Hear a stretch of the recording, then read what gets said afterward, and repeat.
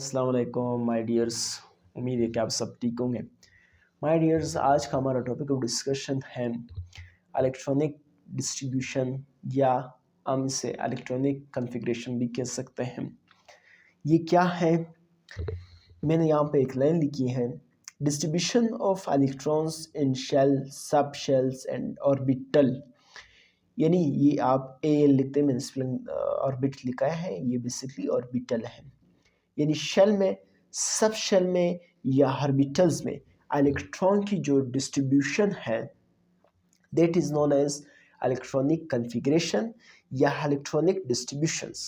Shells में, sub shells में, orbital में। मैंने आपको कहा यहाँ पे आप इस प्लेन को करेक्ट कर लें।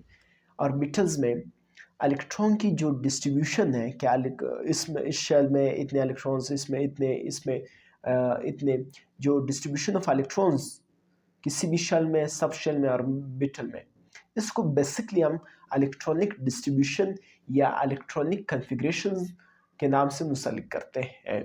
ठीक है माय डियर्स। लेकिन पिछले लेक्चर्स के एक दो पॉइंट्स मैंने यहाँ पे लिखे हैं, ये भी आपको बताना ज़रूरी समझूंगा, क्योंकि इस टॉपिक को समझने में हमारे लिए फिर इस पॉइंट की वजह से आसानी होगी। मैंने आपको पिछले लेक्चर्स में कहा था कि किसी भी ऑर्बिटल में मैक्सिमम 2 इलेक्ट्रॉन्स अकोमोडेट हो सकते हैं। यानी किसी भी ऑर्बिटल में सिर्फ 2 ही इलेक्ट्रॉन्स आ सकते हैं। अगर हम ये फाइंड करने जा रहे हैं कि number of electrons in a shell, shell में कितने इलेक्ट्रॉन्स होंगे, यानी पहले शेल में कितने होंगे, दूसरे शेल में कितने होंगे, तीसरे शेल में कितने नंबर ऑफ इलेक्ट्रॉन्स होंगे, तो हम इस फार्मूले की मदद से फाइंड आउट कर सकते हैं। एन क्या है? ये नंबर ऑफ शेल्स है। अगर आप दूसरे शेल में इलेक्ट्रॉन मालूम करना चाह रहे हैं तो एन की जगह 2 लगाएंगे, तीसरे के लिए मालूम करना चाह रहे हैं तो एन की जगह 3 लगाएंगे। ठीक है, तो उस रिस्पेक्टिव शेल्स का, जिस शेल्स का आप नंबर ऑफ इलेक्ट्रॉन्स फाइंड करना चाह रहे हैं, तो इस फार्मूले की मदद से आप आसानी के साथ फाइंड आउट कर सकते हैं। इसी तरह my dears, number of electrons in sub shell, sub shells में नंबर ऑफ इलेक्ट्रॉन्स क्या होंगे? पिछले लेक्चर्स में मैंने यही रिपीटेड बात है कि एस सब शेल्स में 2 इलेक्ट्रॉन्स मैक्सिमम आ सकते हैं, पी में 6, डी में 10, एफ में 14 इलेक्ट्रॉन्स मैक्सिमम आ सकते हैं। तो ये पॉइंट्स, ये अगर आपने पिछले लेक्चर्स वॉच किए हैं तो ये आपको समझने में बहुत आसानी होगी, तो आप वो लेक्चर्स वॉच करें, या जो पिछले टॉपिक्स है उसको खुद भी आप स्टडी करके इसे समझ सकते हैं। लेकिन आज मैं इलेक्ट्रॉनिक कॉन्फ़िगरेशंस के बारे में मैंने एक ट्रिक लिखा है। School, public school, divisional public school, federal divisional public school, इस ट्रिक की मदद से हम इलेक्ट्रॉनिक डिस्ट्रीब्यूशन या इलेक्ट्रॉनिक कॉन्फ़िगरेशंस को बहुत आसानी के साथ समझ सकते हैं। लिखने में भी आप फिर हमारे लिए आसानी होगी, समझने में भी आसानी होगी। लेकिन उससे पहले मैं आपको यहाँ बताऊँ रूल क्या है, N+L रूल।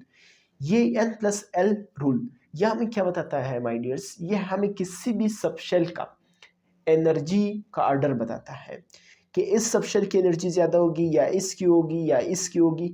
जो एनर्जी की जो सीक्वेंस है सबशेल्स की, एनर्जी की सीक्वेंस ऑफ सबशेल, यानी सबशेल की एनर्जी की जो सीक्वेंस है, जो ऑर्डर है, वो हमें बेसिकली N+L रूल से पता चलता है।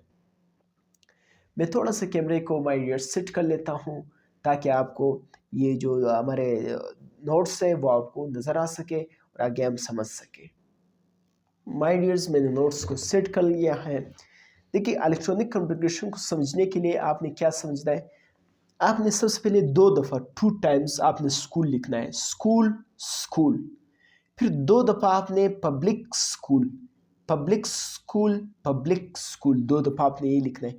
फिर 2 दफ़ा आपने लिखना है divisional public school, divisional public school 2 दफ़ा, देखो 2 टाइम्स मैंने लिखा है, divisional public school, divisional public school. ठीक है, फिर आपने 2 दफ़ा क्या लिखना है? फेडरल डिविजनल पब्लिक स्कूल, 2 दफ़ा आपने यही लिखना है, federal divisional public school, federal divisional public school नीचे लिखा हुआ है। मैं अभी आपको दिखाऊंगा, स्कूल में नीचे लिखा हुआ है, यहाँ पे आपको पूरा नज़र नहीं आ रहा है। ठीक है, लेकिन मैं अभी आगे जाके दिखाऊंगा आपको। तो मैं आपको ये लाइंस बेसिकली बताना चाह रहा हूँ कि ये देखिए n प्लस ए रूल्स हमें ये बता रहा है कि इस सब शेल की एनर्जी सबसे कम, फिर इसकी थोड़ा उससे ज़्यादा, फिर थोड़ा उससे ज़्यादा, फिर थोड़ा उससे ज़्यादा, यानी इस सीक्वेंस से एनर्जी लेवल या एनर्जी सीक्वेंस या एनर्जी ऑर्डर्स ऑफ सब शेल्स हमें पता चलता है कि 5s की या 4d की एनर्जी ज़्यादा है। तो हमें पता चलता है कि 5s की एनर्जी कम है, किससे? 4d से। तो ये जो सीक्वेंस हमें जो बता रहा है वो n प्लस एल रूल से हमें पता चलता है। आगे जाके मैं अपने नोट्स को थोड़ा सा सेट कर लेता हूँ, ठीक है, ताकि आपको फिर पूरा नज़र आ सके। माय डियर्स, इस तरह आप एस की वैल्यू आपने, मैंने कैमरे को सेट कर लिया, एस की वैल्यू आपने 1 से शुरू कर दें। 1s, 2s, 3s, 4s, 5s, 6s, 7s और 8s। फिर 1 p एग्जिस्ट नहीं करता है क्योंकि 1 से तो हमने s शुरू किया, फिर p को हमने 2 से शुरू करना है। 2p, 3p, 4p, 5p, 6 और 7p, ठीक है। फिर 1d 2d हमारे पास नहीं है, फिर d हमने 3 से शुरू करना है। 3d, 4d, 5d, 6d, ठीक है। f, 4f, देखिए 3 हमने 3d से शुरू किया, तो f हम 4 से फिर शुरू करेंगे, 4f, ठीक है, और 5f। तो ये क्या है, ये हमने नंबरिंग मैंने इस लिहाज से की है। एस को हमने 1 से शुरू करना है, पी को हमने 2 से, डी को हमने 3 से, एफ को हमने 4 से शुरू करना है, ठीक है माय डियर्स। इसके साथ साथ माय डियर्स ये वैल्यूज़ आपने खुद भी ये सीक्वेंस तैयार करना है, आपने लिखना है, ठीक है, और फिर इसी तरह आपने नंबरिंग करनी है ताकि फिर कोई भी इलेक्ट्रॉनिक कम्युनिकेशन आए। एमसीक्यूज़ में आ सकता है कि 4f, 5d, 6p, 7s for example, इनमें से किसकी एनर्जी ज़्यादा है, इनमें से कुछ आगे पीछे करके आपसे पूछ सकता है। तो आपने इस ट्रिक की मदद से इसकी एनर्जी लेवल बताना है, ठीक है। n प्लस ए रूल्स को अभी मैंने यहाँ पे उर्दू में भी लिखा है ताकि आपको आसानी हो, वो समझाऊंगा, लेकिन ये चीज़ मस्ट है। तो इलेक्ट्रॉन्स सबसे पहले जिसकी एनर्जी सबसे कम है, इलेक्ट्रॉन सबसे पहले उसमें फिल किए जाएंगे, फिर जिसकी थोड़ी ज़्यादा, फिर उससे ज़्यादा, फिर उससे ज़्यादा, फिर उससे ज़्यादा, इसी तरह एंड सो ऑन चलते रहना। बिल्कुल आखिर 8s में सबसे एस्ट एनर्जी है, lowest energy 1s, highest energy 8s, ठीक है। इसी तरह आपको दरम्यान में से भी पूछ सकता है कि 3d में से, 4p में से, 5s में से, 4d में से किन की एनर्जी ज़्यादा है। तो आपने सीक्वेंस को याद रखना है, ट्रिक्स लिखना है, 2 दफ़ा स्कूल लिखे, 2 दफ़ा पब्लिक स्कूल लिखे, 2 दफ़ा डिविजनल पब्लिक स्कूल लिखे, 2 दफ़ा फेडरल डिविजनल पब्लिक स्कूल लिखे, और आसानी के साथ आप नंबरिंग करके बता सकते हैं, ठीक है। तो ये आपने ट्रिक्स सीखनी है, इस तरह आपने इस डायग्राम को ख़ुद भी तैयार करना है, ख़ुद भी नंबरिंग करना है, फिर इसका एनर्जी लेवल भी इसी तरह आपने ड्रा करना है ताकि आपको फिर आसानी हो। अभी हम आते हैं n प्लस एल रूल्स की तरफ, ठीक है, कि n plus L rules basically हमें क्या बताता है। मैंने उर्दू में भी उसके मुतालिक मैंने 2 पॉइंट्स लिखे हैं, ठीक है। तो इंशाल्लाह मुझे उम्मीद है कि आपको अच्छी तरीके से समझ आएगा। माय डियर्स, यहाँ पे मैंने 2 पॉइंट्स लिखे हैं उर्दू में n प्लस एल रूल्स को समझने के लिए। सपोज़ मैं 1s का 1s जो अभी आगे मैंने आपको स्लाइड्स में लिखा है, 1s में मैं n प्लस एल रूल्स की वैल्यू फाइंड करने जा रहा हूँ। ये जो 1 लिखा होगा, ये जो नंबर है 1s, 2p, 3s, 4s, 5s कुछ भी हो सकता है। ये बेसिकली जो नंबर साइड पे लिखा होता है ये हमें नंबर ऑफ शेल्स के बारे में बता रहा होता है, ठीक है। एस के लिए मैंने कहा एल की वैल्यू क्या होगी, एस के लिए एल की वैल्यू 0 होगी। तो N plus L rule, N की वैल्यू 1 प्लस एल की जगह आप 0 पुट करेंगे तो आपके पास 1 आ जाएगा। इसी तरह अगर आप 2s की एन प्लस एल वैल्यू निकालेंगे तो एन क्या है, 2 क्या है, नंबर ऑफ शेल्स एन 2।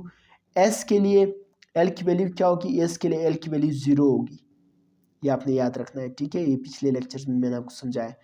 तो एन की जगह आप 2 पुट करेंगे, एस के लिए एन की वैल्यू 0, तो वो एल की एल है 1 नहीं है, ठीक है। एन प्लस एल, एल की जगह आप 0 लगाएंगे तो 2 + 0 2 हो जाएंगे। इसी तरह अगर आप 2p के लिए फाइंड करना चाह रहे हैं तो 2 क्या है, नंबर ऑफ शेल, p के लिए वैल्यू क्या होगी l की 1, तो l के लिए p की वैल्यू 1 होगी, तो n की जगह आप 2 पुट करेंगे प्लस l क्या है 1, तो 2 प्लस l की जगह 1, तो 2 + 1 = 3। इस तरह आपने n + l की वैल्यू निकालनी है। यानी ये हमें क्या बता रहा है, यानी ये हमें ये बता रहा है कि जिसकी n + l वैल्यू ज़्यादा होगी उसकी ज़्यादा होगी एनर्जी।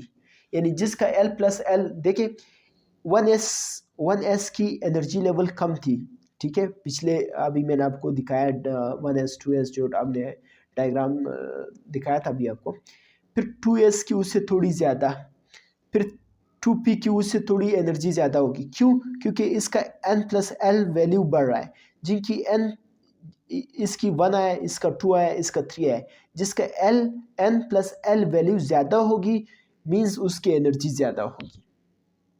लेकिन फिर हमारे पास यहाँ पे क्या होता है कि जब हम 2p को देखते हैं और 3s को देखते हैं, 2p हमने उठाया और 3s हमने इस एग्जाम्पल दिया, तो 2p 2 number of shells, p के लिए वैल्यू क्या होगी 1, तो 2 + 1 इसका भी 3 आया, 3 s के लिए क्या होगी 0, तो 3 + 0 ये भी 3 आया।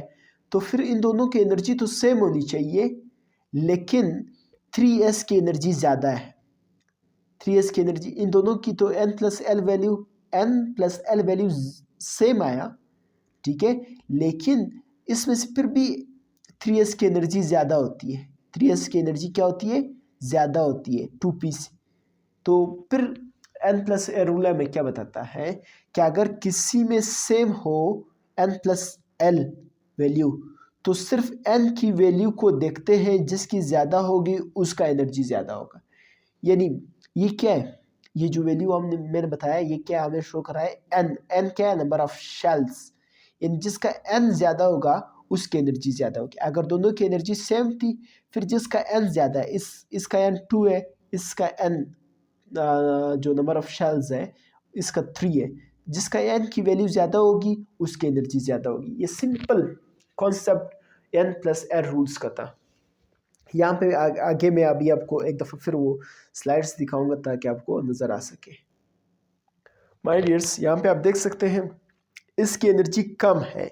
क्यों? क्योंकि इसके n + l वैल्यू कम है, इसकी थोड़ी ज़्यादा है। क्यों? क्योंकि इसका n + l वैल्यू इससे ज़्यादा है, इसका n + l वैल्यू इससे ज़्यादा है, लेकिन इन दोनों को तो सेम है 2p 3s, अभी नीचे मैंने आपको समझाया। तो फिर हमने क्या दे, लेकिन दोनों की वैल्यू सेम है।